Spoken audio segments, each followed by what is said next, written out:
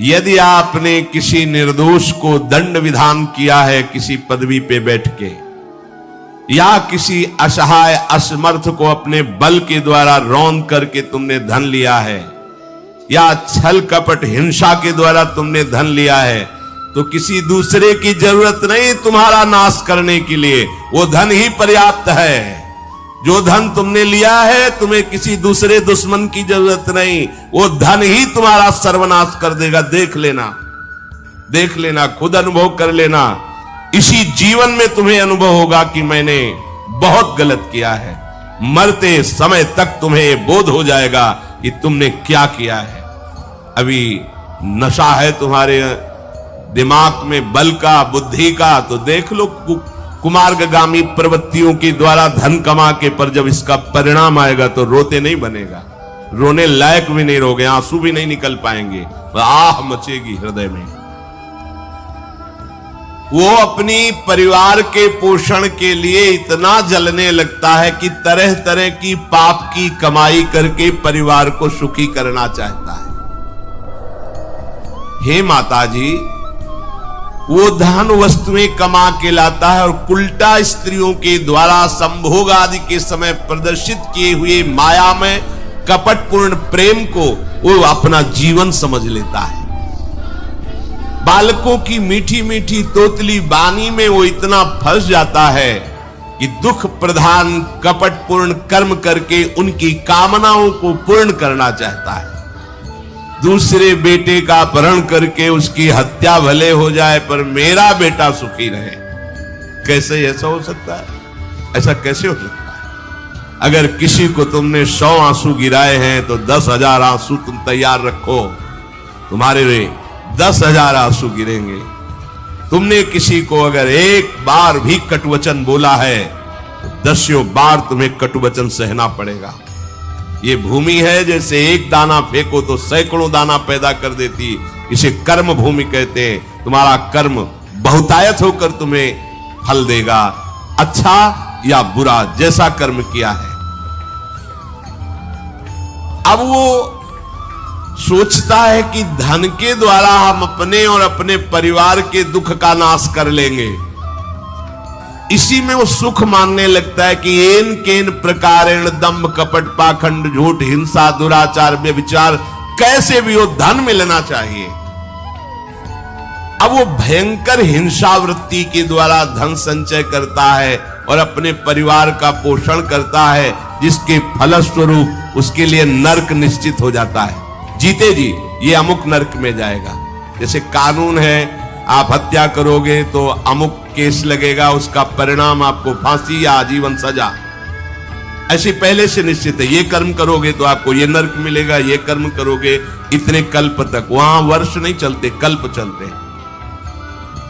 स्वयं तो उनके खाने पीने से बचे हुए जूठे अन्न को खाकर सुख पाना, बच्चे का जूठा, परिवार का अच्छा लगा, मेरा परिवार, और वैसे ही दूसरे परिवार का नाश करके हिंसा करके वो धन कमाता है। जब ऐसा कोई करता है तो बार बार प्रयत्न करने पर भी दुख हटता नहीं, दुख बढ़ता चला जाता है। लोभवश वो इतना अधीर हो जाता है कि उसे जीवन भार लगने लगा। अब क्या करूं, कैसे करूं? क्योंकि अधर्म के द्वारा कमाया हुआ धन कभी शांति प्रदान नहीं करता, सदैव दुख बढ़ाता रहता, विपत्तियां बढ़ाता रहता है। मंद भाग्य, मंद बुद्धि वाला पूरा जीवन व्यतीत हो गया अधर्म करते हुए, अब आया बुढ़ापा, चिंता छा रही है, लंबी लंबी सांसें ले रहा है, कोई उससे बात नहीं कर रहा है। जिनका पालन पोषण किया है वही पुत्र परिवार उसको देखना भी पसंद नहीं करते। खूब खूब खास के थूकता है बुढ़ा, घर के बाहर सब गंदगी फैलाए है। अगर कहीं साइड में कमरा पिछवाड़े टाइप कहीं हो तो ऐसे रखे जाते बूढ़े बाड़े, इज्जत खराब होती, सामने ही प्रवेश होते, खांस रहे बैठे हैं, कोई उनका आदर नहीं करता। जैसे किसान बूढ़े बैल की उपेक्षा कर देता है, ऐसे परिवार वाले उसकी उपेक्षा कर देते हैं। फिर भी उसे घर से वैराग्य नहीं होता, हरि की याद नहीं आती। उसने स्वयं जिनको पाला था वही उसका निरादर। शास्त्र सम्मत आज्ञा का पालन करो और अपने कर्तव्य में दृढ़ रहो, और कर्तव्य करते समय सोचो भगवान के द्वारा दी हुई बुद्धि बल से भगवान की प्रसन्नता के लिए ये कार्य कर रहा हूं। मेरे में सामर्थ्य नहीं है, मेरे श्री भगवान अंदर बैठकर करवा रहे हैं, और उस कर्म को भगवान को समर्पित कर दो, बस हो गया, आम समर्पित हो जाएगा। इस मंत्र में इतनी सामर्थ्य है, हर बंधन, हर कष्ट, हर समस्या का समाधान इससे हो। कृष्णाय वासुदेवाय हरये परमात्मने प्रणत क्लेश नाशाय गोविंदाय नमो नमः। पतंजलि शर्मा जी, जयपुर से। राधे राधे। महाराज जी, आपके चरणों में कोटि कोटि प्रणाम। महाराज श्री, हमारी संतान जो हमसे उत्पन्न होगी, क्या वो अपने पूर्व कर्मों के अनुसार शरीर मिलेगा या माता पिता के कर्मों के अनुसार? अगर माता पिता के कर्मों के अनुसार उत्पन्न होगी तो क्या सावधानी रखें? कृपया मार्गदर्शन करें। वो तो आएगा अपने ही कर्मों से, पर उसमें दुख और सुख का अनुभव तुम्हारे कर्म उसमें सम्मिलित होंगे। अगर आपने पूर्व में जो जीव पुत्र रूप में आ रहा है उसके साथ अभद्र कर्म किए हैं, तो आकर के जीवन भर आपको जलाएगा, आपको दुख देगा। और आपने भद्र माने मंगलमय कर्म किए हैं तो जीव पुत्र बन के आएगा, तुम्हें सुख प्रदान करेगा। अब यदि इस समय भजन कर लो भगवान का, तो तुम उसके भी भाग्य को बदल सकते हो और अपने भी भाग्य को बदल सकते हो। ये भजन ही एक ऐसा कर्म है जो सब सुधार देता है। मार्कंडेय ऋषि के पिता महाराज मृकंड ने देखा, बहुत ज्योतिषाचार्य थे, कि 5 वर्ष में मेरे पुत्र की आयु खत्म है, मर जाएगा। बड़ी चिंता हुई कि जीवन भर भजन करते रहे, तपस्या की। पहले प्राय हम सब ऋषियों की ही संतान हैं, रहते गृहस्थ में थे पर पूर्ण ऋषि तपस्वी मुनियों की तरह हम सब ऋषियों की संतान हैं। जब गोत्र पूछा जाए तो देखो नहीं बोलते भरद्वाज गोत्र, याज्ञवल्क, गार, हम सब ऋषियों की संतानें हैं।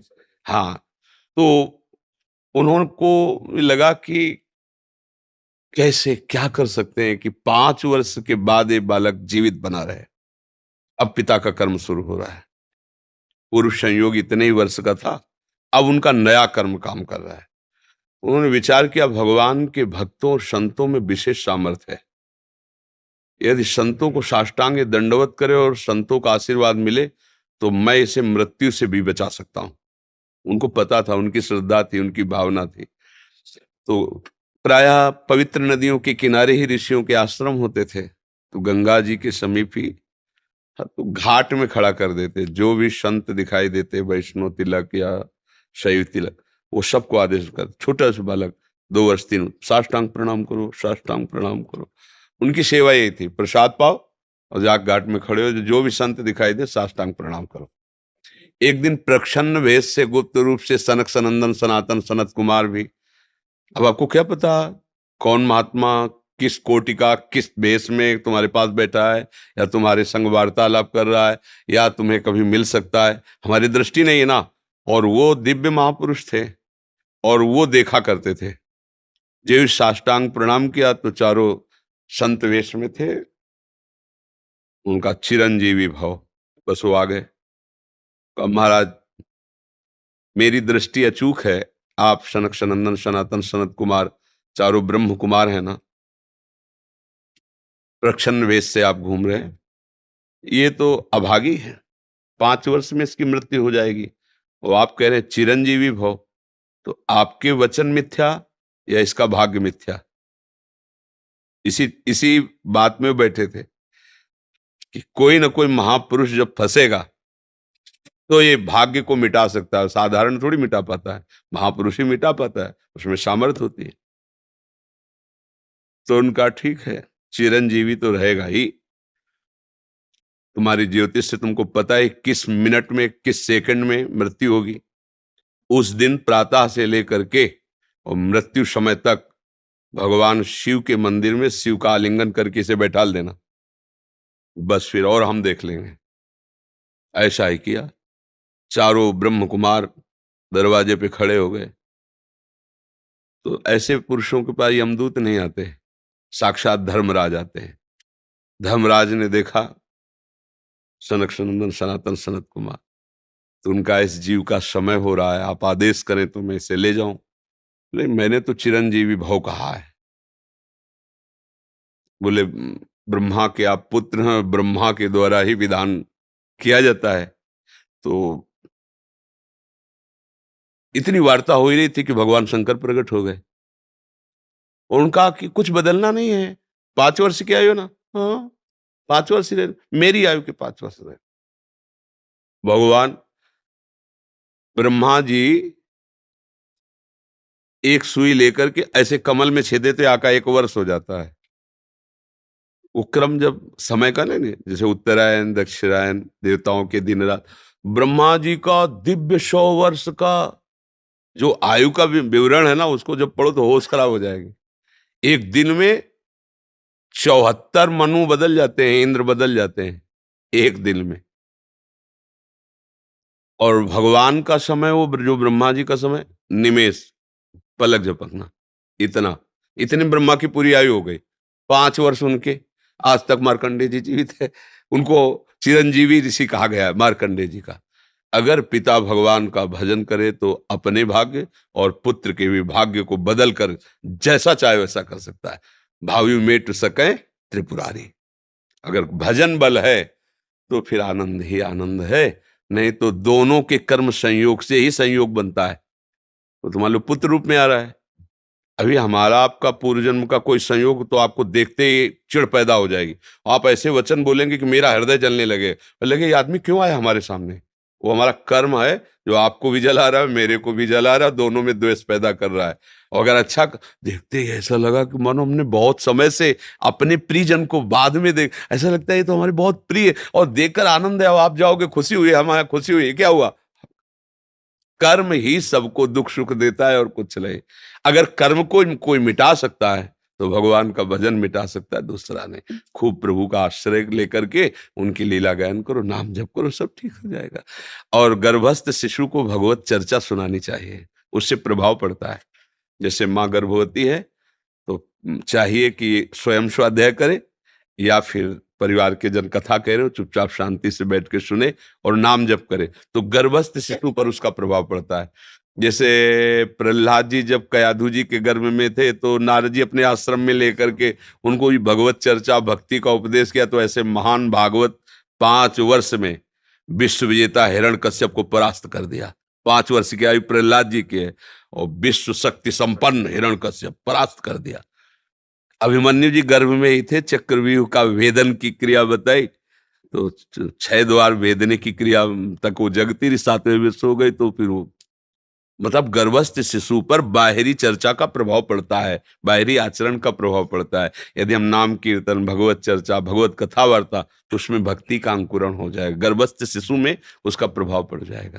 आप जब प्रातः कालीन उठें तो पहले उठने का नियम लें कि सूर्योदय के 1 घंटा पहले हम उठेंगे। देखो हमारी प्रार्थना मानना। तो इस समय सूर्योदय कई बजे होता है? लगभग 6 बजे, 6:30 बजे। 6। आप 5 बजे उठ जाइए और उठ करके सबसे पहला कार्य कीजिए, पृथ्वी के चरण स्पर्श कीजिए, भूमि के चरण स्पर्श कीजिए। और फिर आप जिस आसन पर बैठे हैं, देखो ध्यान से हमारी तरफ सुनना, जिस आसन पे बैठे हैं, जिस पे शयन किए थे, जिस सैया पर सोए थे, पृथ्वी को प्रणाम करने के बाद उसी सैया में 5 मिनट केवल बैठ जाइए और 5 मिनट बैठकर 5 संतों का नाम ले लीजिए। जैसे हम लोग श्री स्वामी हरिदास जी की जय, हरिवंश महाप्रभु की जय, हरिराम व्यास जी की जय, नागरीदास जी की जय, श्री ध्रुवदास जी की जय, 5 संतों के नाम याद कर लीजिए। इसके बाद नीचे उतरिए और पहले जो अपने माता पिता, अगर वो शयन कर रहे हैं तो कोई बात नहीं है, अगर वो शयन नहीं कर रहे हैं तो पहले जाकर माथा रखकर उनको प्रणाम कीजिए। इसके बाद आधा लीटर या 1.25 लीटर जितना आप जल पी सकते हैं, उस जल को आप हल्का सा गर्म करवाइए अपने माता पिता से, जो भी आपकी सेवा में हो, या अगर आप स्वयं कर सकते हो तो स्वयं हल्का सा। अगर 500 ग्राम पी जाए तो और अच्छी बात है, और इससे ज्यादा पी जाए तो अच्छी बात है। वज्रासन में बैठना आता है? वज्रासन जानते हो आप लोग? देखो वज्रासन, वो देखो बैठ रहे हैं, ये दोनों पैरों को ऐसे करके इसमें इससे बैठकर जल पिया जाए। ये आपके ब्रह्मचर्य की रक्षा करेगा, कब्ज नहीं होने देगा और आपके मस्तिष्क की गर्मी को ठंडा करेगा।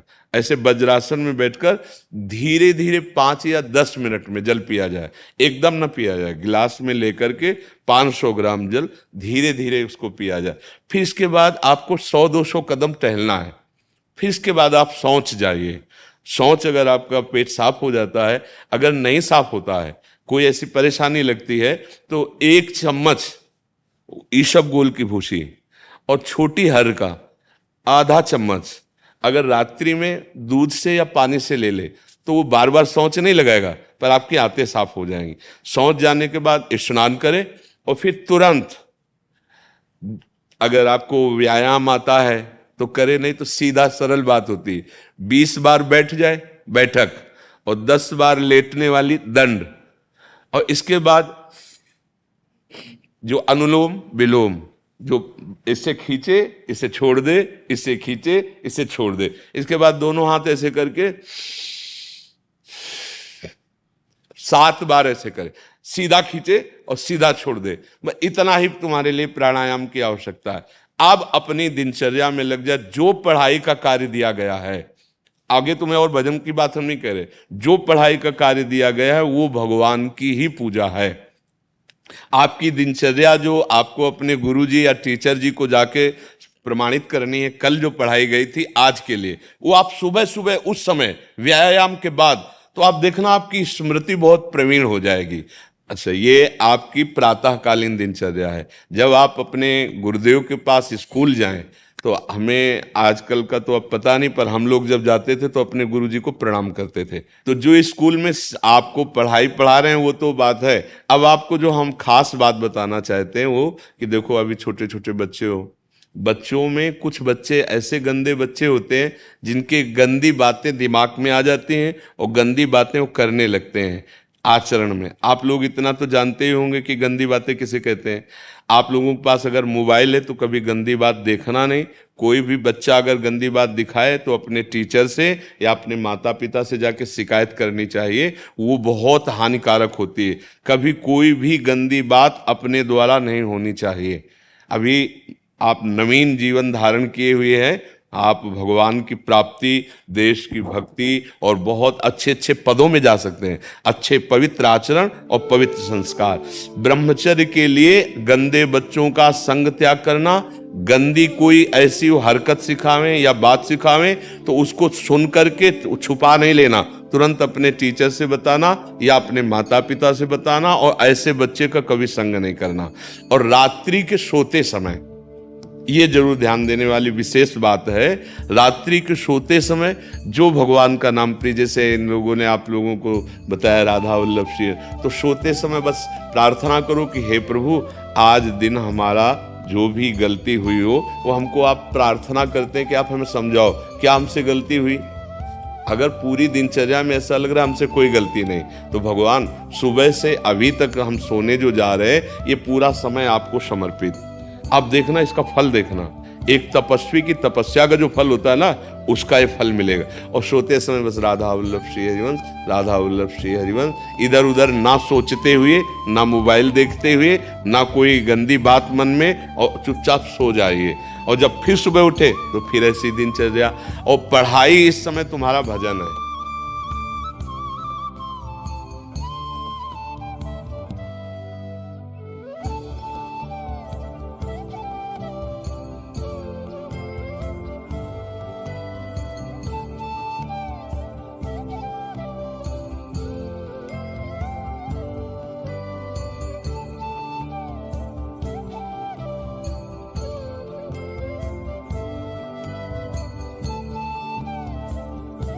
इस मंत्र में इतनी सामर्थ्य है, हर बंधन, हर कष्ट, हर समस्या का समाधान इससे हो। कृष्णाय वासुदेवाय हरये परमात्मने प्रणत क्लेश नाशाय गोविंदाय नमो नमः।